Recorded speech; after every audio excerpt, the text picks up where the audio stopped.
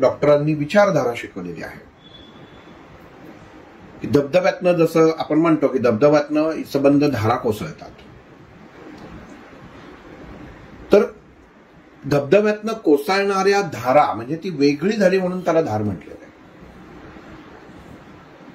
एखाद्या म्हणजे असं समोर धबधब्याचं चित्र आहे आपल्या डोळ्यासमोर की एकच मोठा फ्लो आहे, तर त्याला आपण म्हणतो की ती धबधबा मोठा आहे आणि किती जोराने कोसळतोय.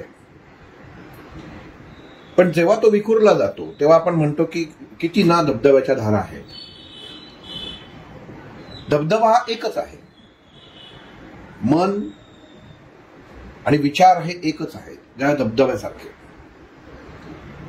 पण जेव्हा त्याच्या धारा तयार होतात त्या वेगवेगळ्या तऱ्हेने वेगवेगळ्या मार्गाने पडतात आणि आपल्याला आपण त्याचा अनुभव घेतो आणि तो अनुभव आपल्या डोळ्याला, आपल्या मनाला जास्त सुखावह वाटतो. जीवनामध्ये सुख काय आहे ते या धारा आहेत. जीवनाचं आपण रोज जे जगत असतो हा एक धबधबा धरला, पण त्या पाण्याला जर विशिष्टपणा, स्वतःची काही वेगळी गती नसेल तर मनुष्य जीवन फक्त जन्म आणि मृत्यू एवढंच राहतं. म्हणजे त्याला दुसरा काहीही विचारधाराच नसते. एखादं मूल जन्मताच व्यंग त्याच्यात निर्माण असतो, अर्धवट जन्माला येतं. त्याच्या शेवटच्या श्वासापर्यंत तो कुठलीही मजा घेऊ शकत नाही किंवा कुठलीही मजा त्याला जी सभोवताली चाललेली आहे ती त्याला कळत नाही. हे या धबधब्यासारखं झालं, एकसंध.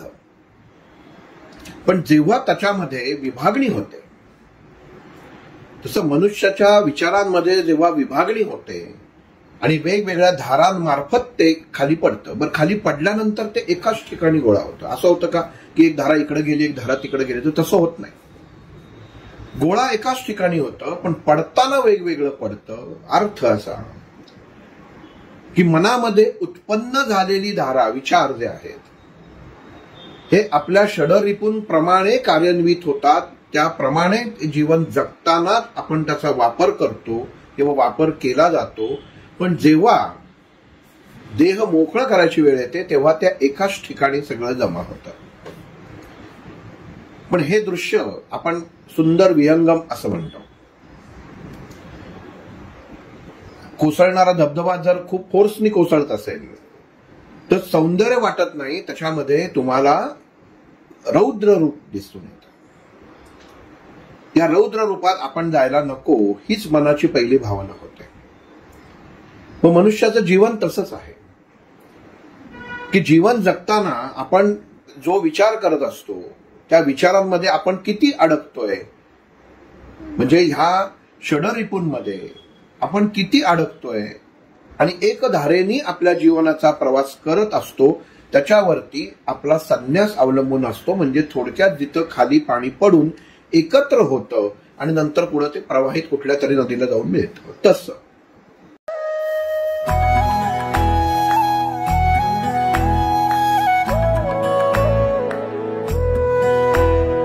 अध्यात्मावर अशीच माहिती मिळवण्यासाठी देव माझा चॅनलला सबस्क्राईब करा.